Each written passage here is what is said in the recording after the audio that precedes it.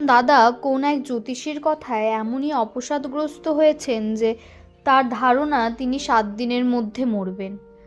আচার্যদেব তার হতাশ ভাব ও কথা শুনে বলছেন, জ্যোতিষীর কথায় বিশ্বাস করে 7 দিনের লক্ষ লক্ষবার মরবেন।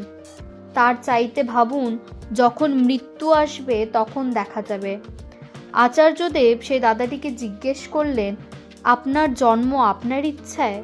দাদাটি বললেন, আজ্ঞে না।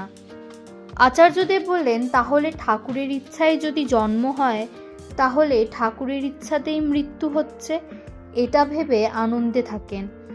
অন্তত ঠাকুরের ইচ্ছায় দুটো কাজ তো আমি করলাম, এটা ঠিক কথা নয়?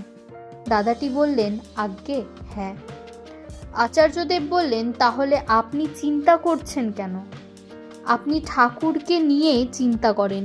ভাবুন, অন্তত তোমার দয়াতে আমার জীবনের মৃত্যুটা তোমার ইচ্ছাতে হবে, জন্মটা তোমার ইচ্ছাতে হয়েছে। এটা কত বড় দয়া নয় আপনার ওপরে? দাদাটি বললেন, 100 বার।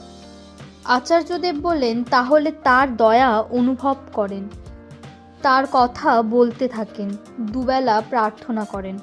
দাদাটি বললেন, আজ্ঞে হ্যাঁ। আচার্যদেব বললেন, মন্দিরে রোজ যাবেন, সেখানে গিয়ে দুবেলা প্রার্থনা করবেন, রোজ নাম ধ্যান করবেন, রোজ একটা লোককে হলেও ঠাকুরের কথা বলবেন। যখন মানুষ দুর্বল হয় তখন তার থেকে বেরোনোর একমাত্র উপায় হচ্ছে নিষ্ঠা। নিষ্ঠায় তীব্রতা হয়, তীব্রভাবে ভেবে ফেললে তখন সব রকম দুর্বলতা থেকে মুক্ত হয়। জয় গুরু।